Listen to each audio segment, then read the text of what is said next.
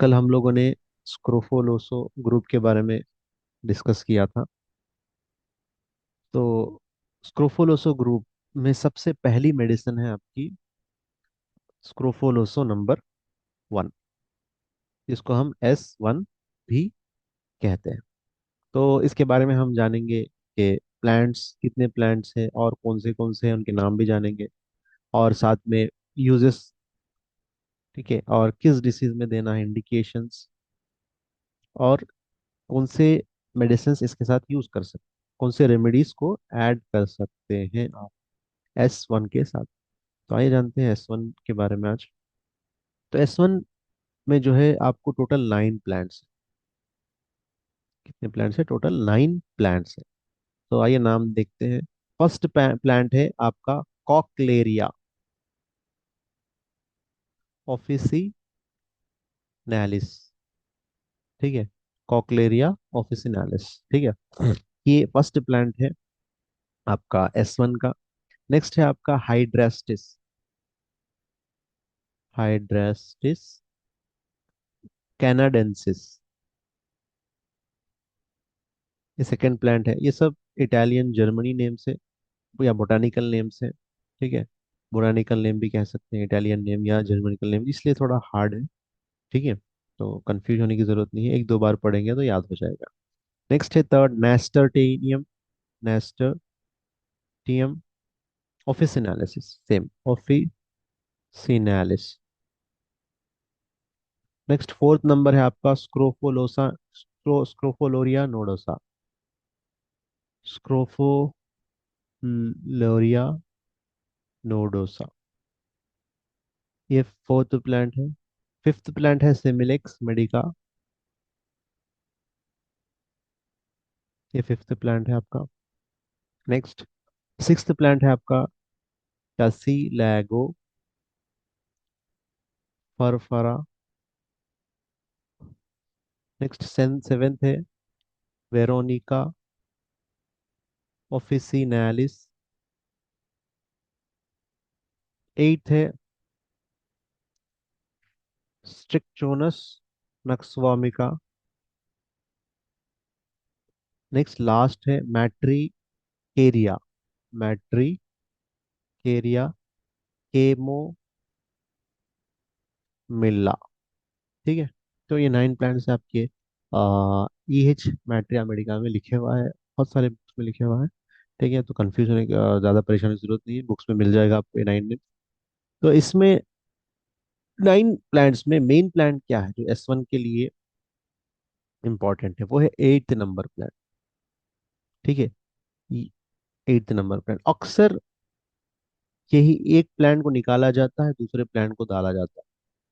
अक्सर जो है नक्स स्वामी का निकाल देके उसकी जगह दूसरी प्लांट को ऐड कर दिए, तो वो S2 बन गया। फिर उसके बाद दूसरे प्लांट को निकाल दिया, S3 बन गया। तो अक्सर में 9 प्लांट्स में 8 प्लांट्स तो कॉमन है, अक्सर में। जिसमें कॉमन नहीं है हम वो भी जानेंगे आगे चल के, कॉमन है। तो यहाँ पर मेन प्लांट कौन सा है आपका, नक्स वॉमिका, जिसका हम कहते हैं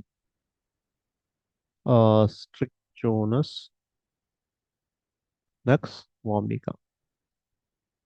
तो ये मेन प्लांट है हमारे S1, ठीक है। S1 पहले नंबर पर, ये इसको मैं कहूंगा फर्स्ट मेटाबॉलिक रेमेडी, इसका नाम मैंने दिया फर्स्ट, या किताबों में भी है मेटाबॉलिक रेमेडी। ये मेटाबॉलिज्म जैसे ही गड़बड़ होगी तो आप शुरुआत में S1 दे सकते हैं पेशेंट। शुरुआती मेटाबॉलिज्म गड़बड़ है, S1 देंगे, ठीक है। और इसके अंदर 9 प्लांट्स है, ठीक है। हमारे अगर स्टमक एरिया में देखेंगे तो हमारे स्टमक में भी 9 डिविजन्स है, 1 2 3 4 5 6 7 8 9। तो पूरा एस ग्रुप में अक्सर 9 प्लांट्स है, वो तमाम के तमाम इस डाइजेस्टिव सिस्टम पे काम करेंगे। स्टमक, एब्डोमेन पे, सॉरी एब्डोमेन, एब्डोमेन कहेंगे। एब्डोमेन के 9 रीजन्स है, ठीक है। Hypogastric region, epigastric region, umbilical region, ठीक है, और हाइपर गैस्ट्रिक रीजन। सो ये सब इसके नाम्स हैं। नेम्स से आप फिजियोलॉजी में देख सकते हैं, इसके नेम्स आपको मिल जाएंगे, ठीक है। तो यहाँ पे जो 9 रीजन्स है, इस 9 रीजन्स पर ये काम करेगा, ठीक है। और मैंने बताया था इसको फर्स्ट मेटाबॉलिक रेमेडी कहते हैं।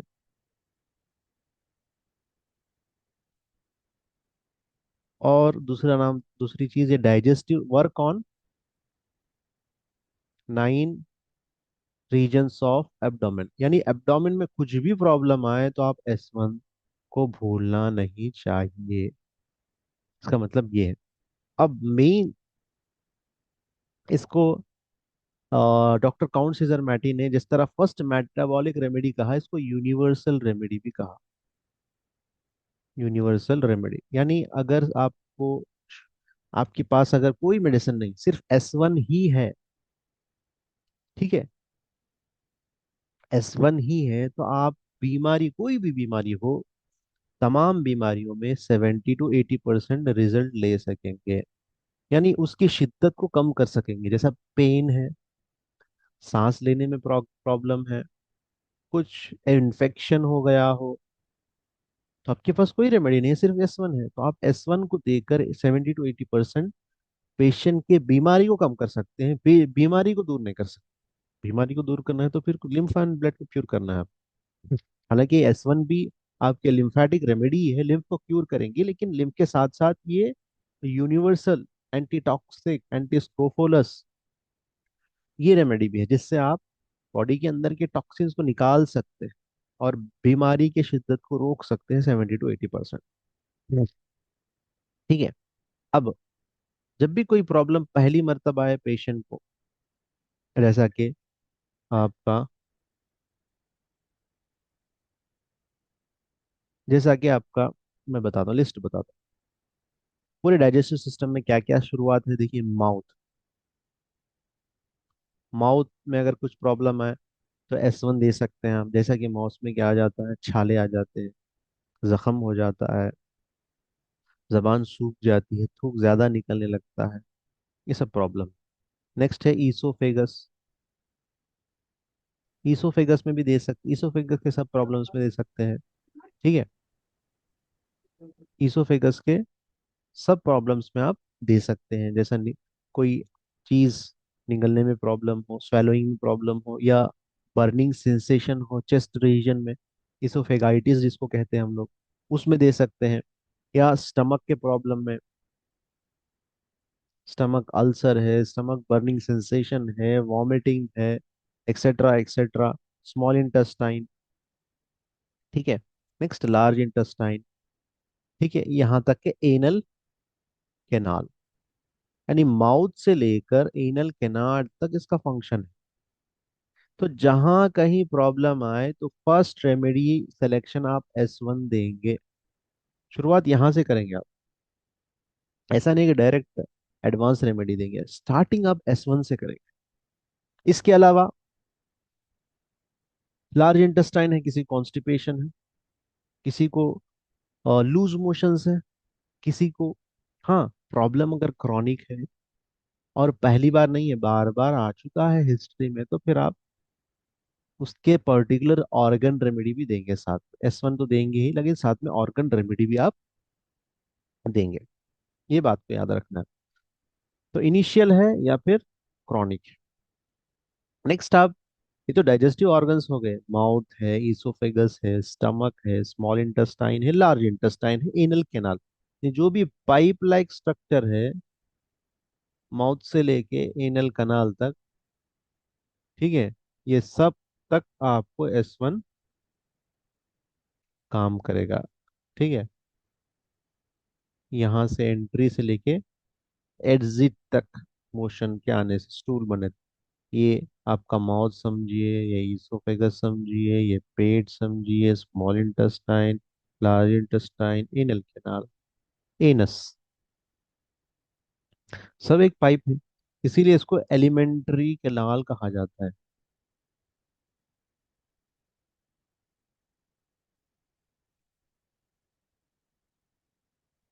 एलिमेंट्री कैनाल है, माउथ से लेके एनस तक। तो एस वन वहां पे काम करेगा। इसके अलावा भी जो एक्सक्रीटरी ऑर्गन्स है,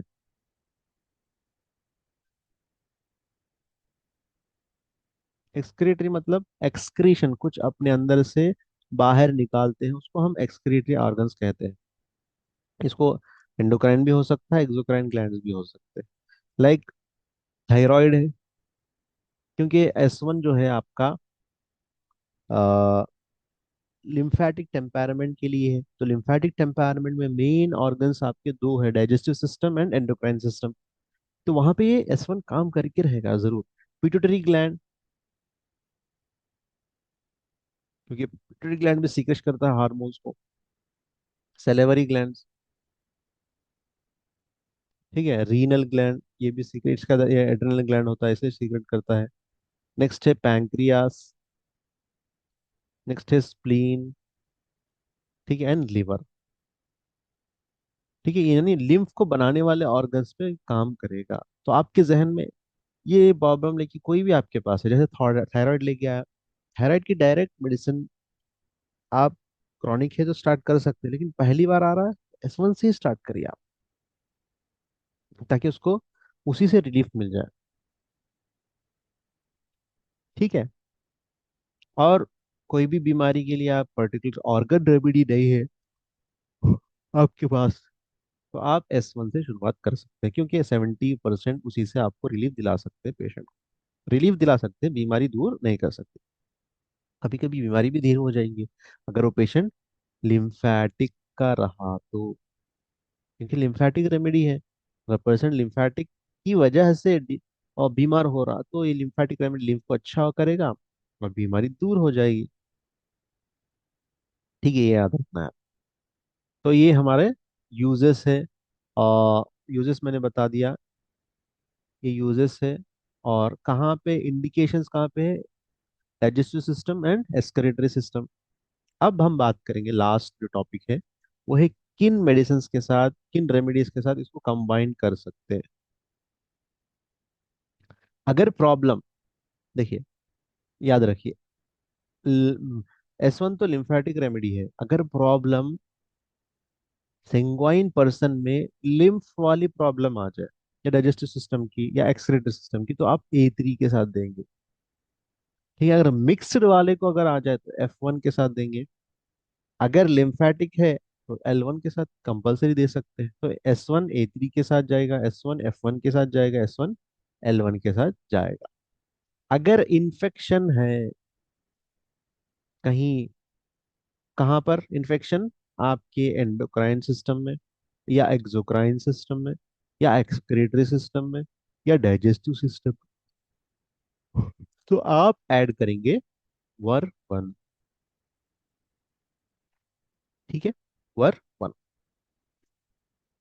अब एस वन तो हम फंक्शनल रेमेडी है, फिर स्ट्रक्चरल रेमेडी में क्या लेना चाहिए जब एस वन लिए, एस वन की जरूरत पड़ी हमारे पास, हम लेंगे सी वन, ऑल्टरनेट लेंगे। एस वन रहा तो सी वन, एस टू रहा तो सी टू, एस थ्री रहा तो सी थ्री, ऐसा।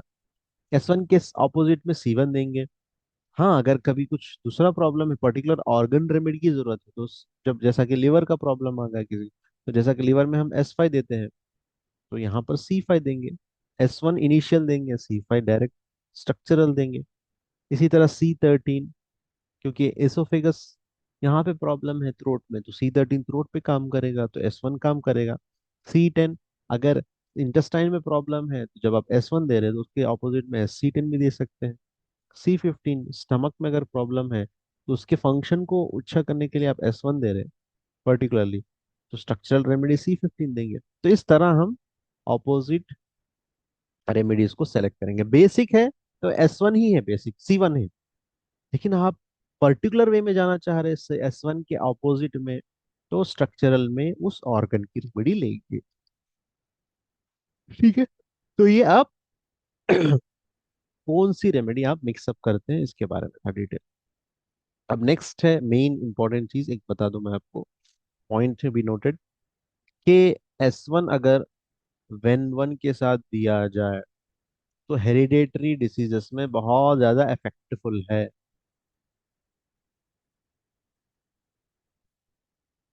हेरिडिटरी कंडीशंस में। इससे क्या होगा, हीलिंग अच्छी होगी हेरिडिटरी डिसीजेस में। अगर कम टेम्परामेंट के साथ साथ, जैसा अगर लिम्फेटिक है तो S1 लिए, मिक्सड है तो F1 लिए, सेगवाइन लिए तो A3 लिए। ठीक है, तो ऐसे मौके पे हम अगर लेंगे तो S1 अगर लिम्फेटिक के लिए ले रहे हैं तो वेन 1 ले रहे हैं उसके हेरिडिटरी डिसीज को क्यूर करने के लिए, तो बहुत अच्छे रिजल्ट मिलेंगे। या S1 वेन 1 ले गया अपोजिट में, अगर सेंगोइन का है तो A3 लिए, तो बहुत अच्छे रिजल्ट। तो ये आपका था S1। तो S1 जो है फर्स्ट, इसके अंदर 9 प्लांट्स है मेन। ये 9 प्लांट्स के नेम मेन जो है नक्स्वामी का है, बाकी के 8 कॉमन है। इसको मेटाबॉलिक रेमेडी कहेंगे हम लोग। 9 रीजन्स पे काम करेगा। ठीक है, 9 रीजन ऑफ एब्डोमेन पे, और यूनिवर्सल रेमेडी है, क्योंकि ये मेडिसिन देने से आपकी बीमारी के अंदर राहत मिलेगी। ठीक है, और ये डाइजेस्टिव सिस्टम, इसके इंडिकेशंस कहाँ पे, digestive system and excretory system. ठीक है, और साथ में लिम्फेटिक रेमेडी भी है। ठीक है, और अदर रेमेडीज के साथ अगर सेंगोइन है तो A3 ऐड करेंगे, मिक्स है तो F1 ऐड करेंगे। इन लोगों को अगर लिम्फ में प्रॉब्लम आया तो ये रेमेडीज ऐड करेंगे। अगर लिम्फेटिक है तो L1 ही ऐड करेंगे। ओके, इन्फेक्शन है तो वर्वन ऐड करेंगे। इसके ऑपोजिट में जो स्ट्रक्चरल रेमेडीज है ये ले सकते हैं हम, C1 C5 C13 C10 and C15 ले सकते हैं। ठीक है, और एक कॉम्प्लीमेंट्री बात तो आपको मिल गई कि S1 जो है विन के साथ अगर देंगे तो लिम्फेटिक हेरिडिटरी डिसीजेस में फायदा होगा। ठीक है, तो ये था S1 के बारे में। इसके अलावा भी S1 जो है आपको बहुत चीज़ों में काम करता है, जैसा कि ये क्रैम्प्स, बॉडी क्रैम्प्स में मदद करता है।